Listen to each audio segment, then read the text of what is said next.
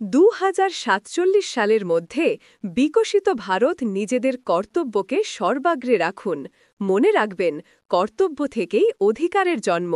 সংবিধান দিবসে দেশবাসীকে খোলা চিঠি দিয়ে এমনটাই জানালেন প্রধানমন্ত্রী নরেন্দ্র মোদী। একই সঙ্গে ভোটাধিকারের মাধ্যমে গণতন্ত্রকে শক্তিশালী করারও আহ্বান জানিয়েছেন তিনি। বুধবার দেশবাসীকে কর্তব্য তথা ভোটদানের অধিকার মনে করিয়ে মোদী বলেন, আমাদের প্রতিটি পদক্ষেপ সংবিধানকে আরও শক্তিশালী করবে, জাতীয় লক্ষ্য এবং স্বার্থকে আরও এগিয়ে নিয়ে যেতে হবে। যদি দেশের প্রতি আমাদের কৃতজ্ঞতা থাকে, তাহলে কর্তব্য পালন আমাদের ভাবধারার অবিচ্ছেদ্য অংশ হয়ে ওঠে। তিনি আরও বলেন, আমাদের সংবিধান মহৎ এবং অত্যন্ত শক্তিশালী। এই সংবিধানই আমাকে দেশের প্রধান করেছে।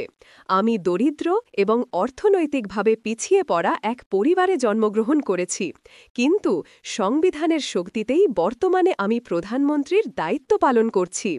প্রধানমন্ত্রী মহাত্মা গান্ধীর আদর্শের কথা স্মরণ করে বলেন, মনে রাখবেন, কর্তব্য পালন থেকেই অধিকারের জন্ম হয়।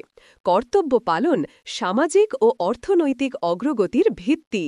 ভারতীয় সংবিধানের জনক ডক্টর বি.আর. আম্বেদকরকেও এদিন শ্রদ্ধা জানিয়েছেন মোদী।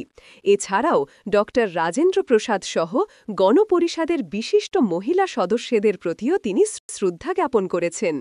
মোদীর কথায়, তাদের চিন্তাশীল মনোভাব এবং দূরদর্শী দৃষ্টিভঙ্গির ফলই আমাদের এই সংবিধান। এছাড়াও প্রধানমন্ত্রী তার এক্স হ্যান্ডেলে লেখেন, আমাদের সংবিধান মানুষের মর্যাদা, সাম্য এবং স্বাধীনতাকে সর্বাধিক গুরুত্ব দেয়। এটি আমাদের অধিকার প্রয়োগের ক্ষমতা প্রদান করে, পাশাপাশি নাগরিক হিসাবে আমাদের কর্তব্যের কথাও মনে করিয়ে দেয়, যা আমাদের সর্বদা পালন করার চেষ্টা করা উচিত। এই কর্তব্যগুলি একটি শক্তিশালী গণতন্ত্রের ভিত্তি।